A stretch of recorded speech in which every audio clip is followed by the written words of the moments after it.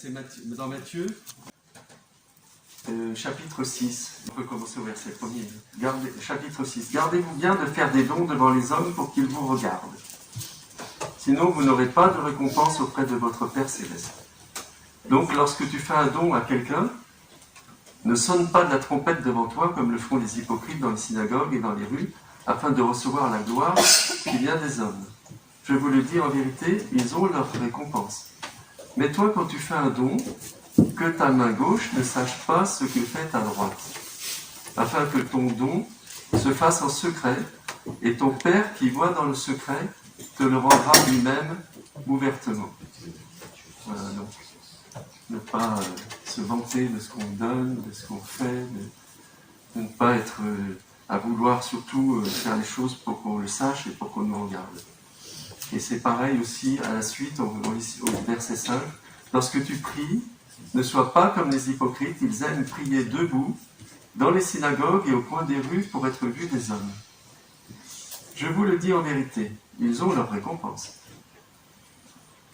Mais toi, quand tu pries, entre dans ta chambre, ferme ta porte et prie ton Père qui est là dans le lieu secret, et ton Père qui voit dans le secret te le rendra ouvertement. Pareil pour la prière. C'est pas mal de prier en public, comme on le fait quand on est réunis ensemble, bien sûr. Mais pareil, il y a des tas de prières qu'on peut faire dans le secret et qu'on doit faire dans le secret et dans le calme. Et ton Père qui voit dans le secret te le rendra. Verset 7. En priant, ne multipliez pas les paroles comme les membres des autres peuples. Ils s'imaginent en effet qu'à force de paroles, ils seront exaucés. Ne les imitez pas, car votre Père sait de quoi vous avez besoin avant que vous le lui demandiez. Voici donc comment vous devez prier, notre Père Céleste. Que la sainteté de ton nom soit respectée, que ton règne vienne, que ta volonté soit faite sur la terre comme au ciel. Donne-nous aujourd'hui notre pain quotidien. Pardonne-nous nos offenses, comme nous aussi nous pardonnons à ceux qui nous ont offensés. Écoutons bien ce verset, c'est bien ce verset qui a été mis pour nous par Marie aussi et par nos chants. Pardonne-nous nos offenses, comme aussi nous pardonnons à ceux qui nous ont offensés. Voilà un verset, voilà une phrase que j'ai beaucoup de mal à dire, moi, personnellement, parce que j'aimerais mieux la dire aide-moi à pardonner comme tu m'as pardonné. Mais il nous est dit, comme aussi nous pardonnons à ceux qui nous ont offensés. Voilà, ça doit nous reprendre, moi ça me reprend. Parce que c'est une affirmation. Et est-ce que je peux affirmer ça?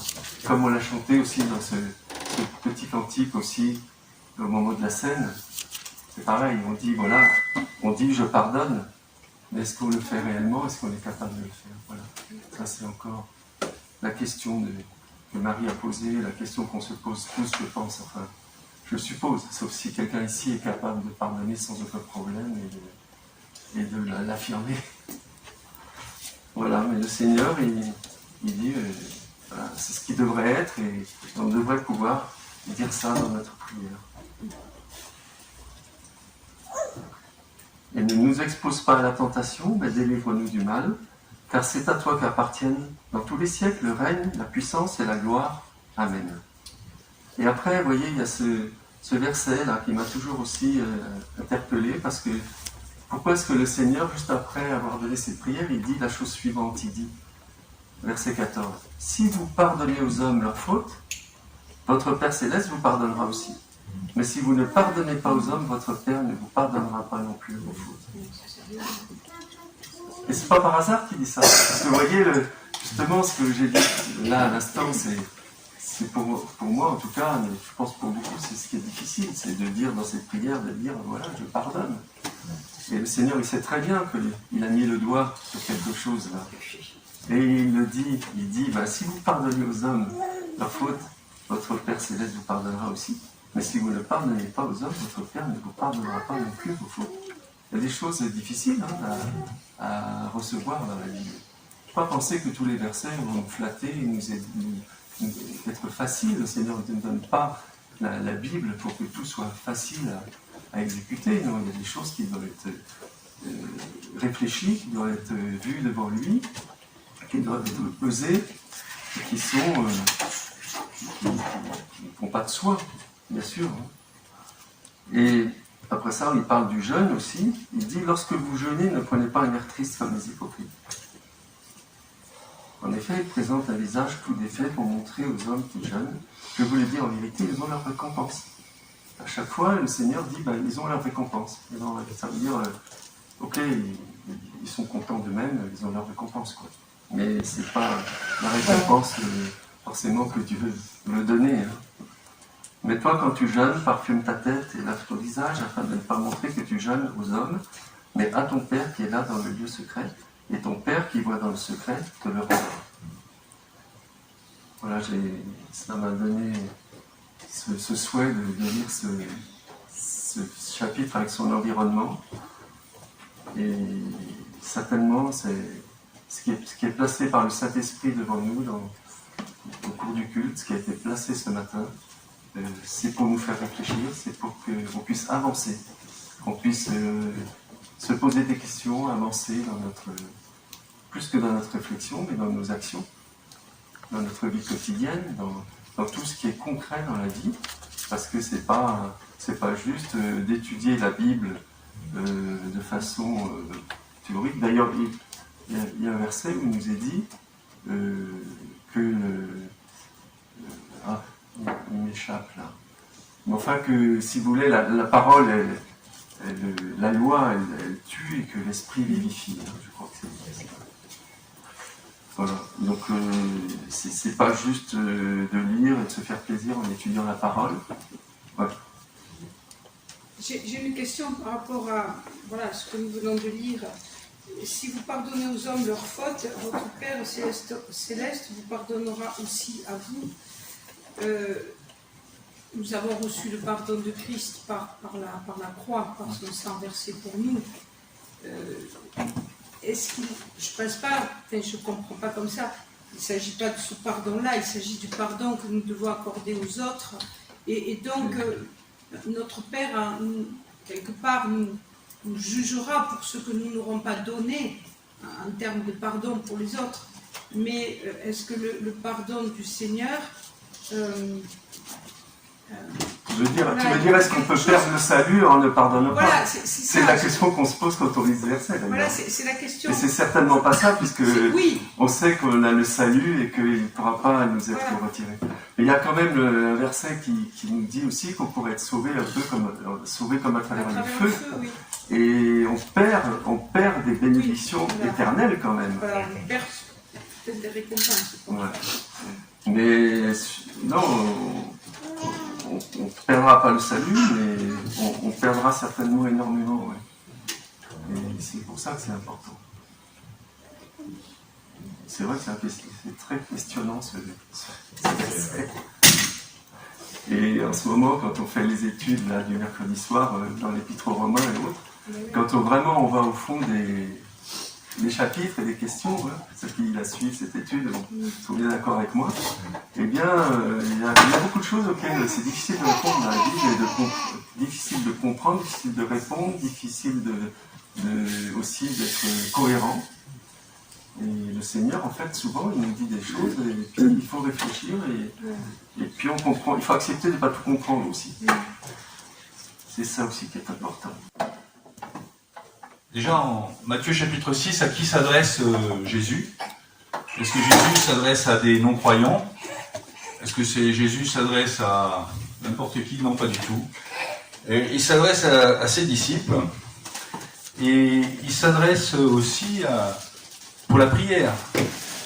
On n'a jamais vu quand on prie en général notre Père, quand on prie, puisque là c'est notre Père, c'est pas n'importe quel Dieu fait de bois, ou etc., comme il pouvait y avoir avant, non, c'est notre Père. C'est donc une prière qui vient des cœurs de croyants. Donc cette phrase effectivement est un peu spéciale. Si vous pardonnez aux hommes leurs fautes, votre Père Céleste vous pardonnera aussi à vous, mais si vous ne pardonnez pas aux hommes leurs fautes, votre Père Céleste ne pardonnera pas non plus vos fautes. Il y a une traduction où il a parlé de remise de dettes et d'argent, etc.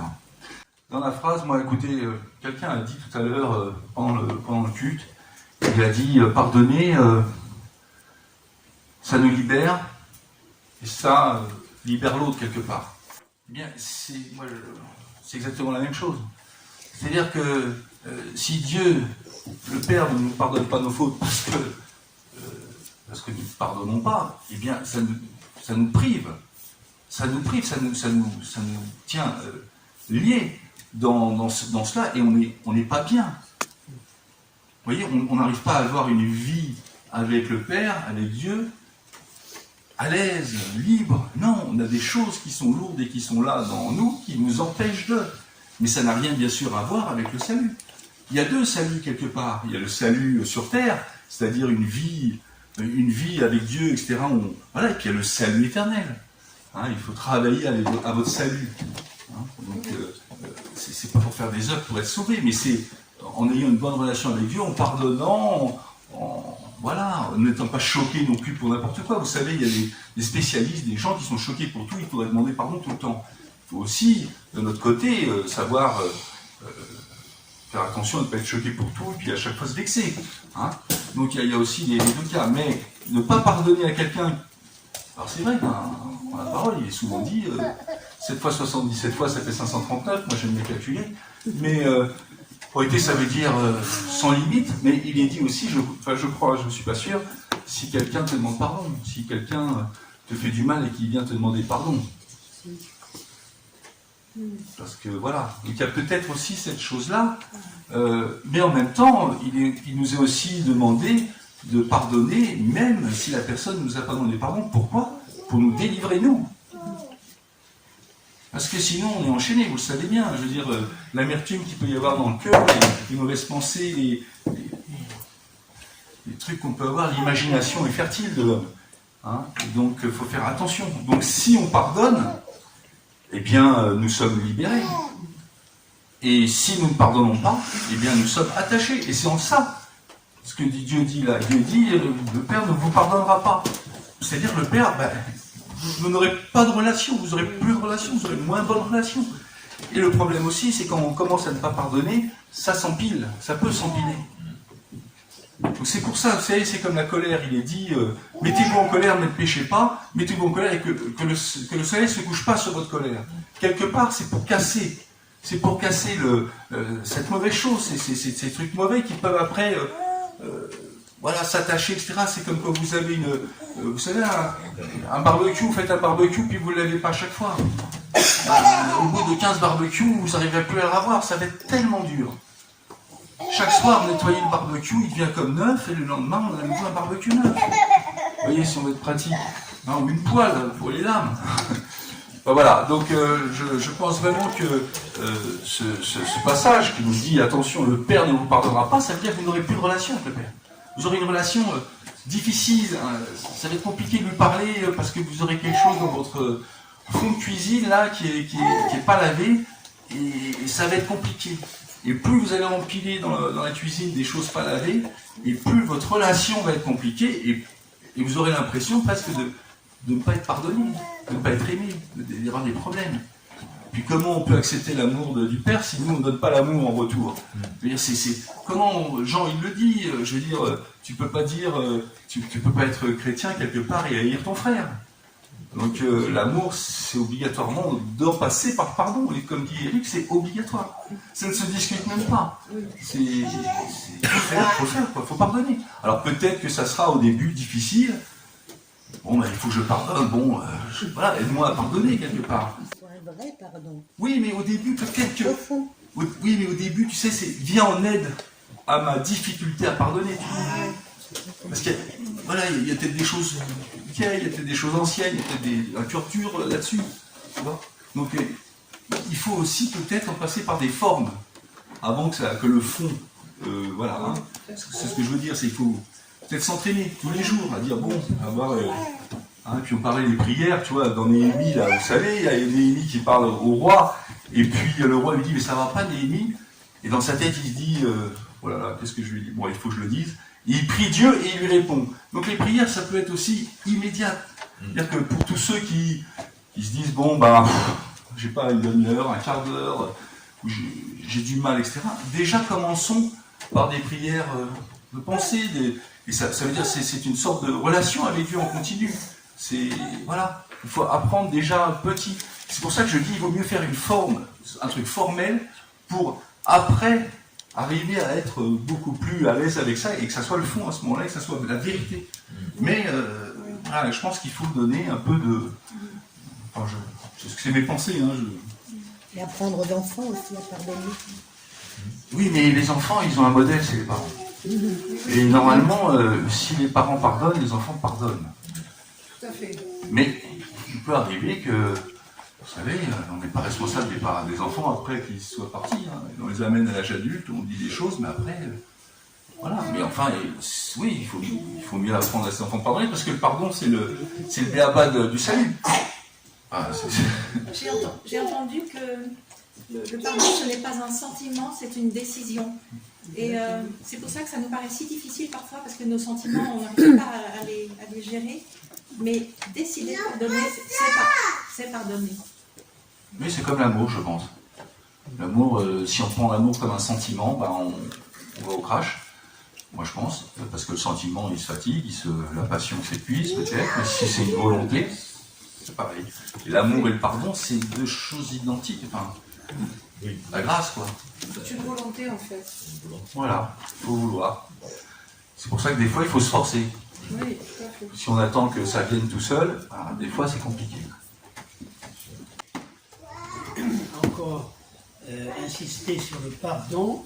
Alors, je pense que dans cette formulation, si vous ne pardonnez pas, vous ne serez pas pardonné.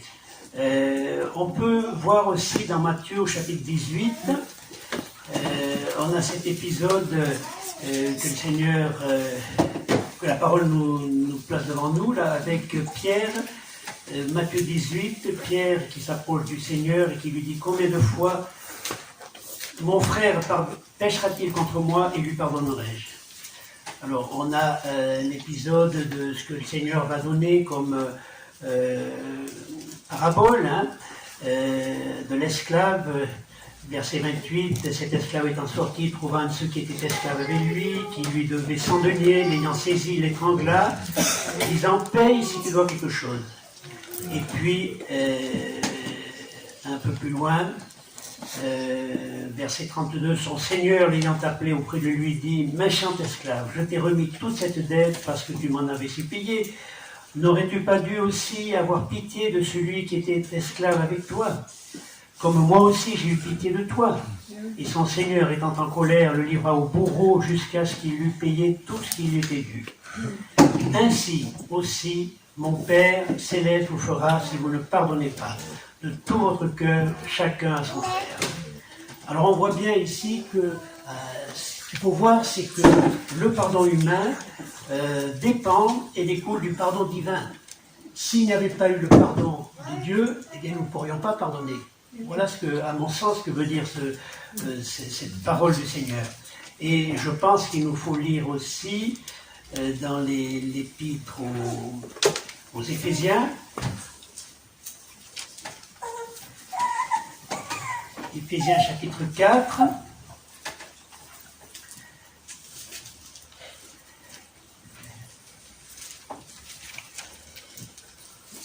verset 32. Alors, il faut tout lire le verset 32. Soyez bons les uns envers les autres, compatissants, vous pardonnant les uns aux autres, comme Dieu aussi en Christ vous a pardonné. C'est parce que Dieu nous a pardonné que nous pouvons pardonner autant de fois qu'il le faut ceux qui nous offensent. Voilà, donc je pense que il faut rester simple et nous souvenir que premièrement, nous avons été pardonnés en Christ. Nous avons été pardonnés par cette œuvre de Christ. Voilà, que le Seigneur nous donne de pouvoir pardonner autant de fois qu'il Je propose le 137 dans les reflets. Je vais le lire avant. Pardon Seigneur, pardon pour notre orgueil, nos résistances, Viens enlever nos suffisances et chasser notre arrogance. Pardon Seigneur, pardon pour toutes nos pensées impures. Viens changer nos cœurs si durs, nos raisonnements obscurs.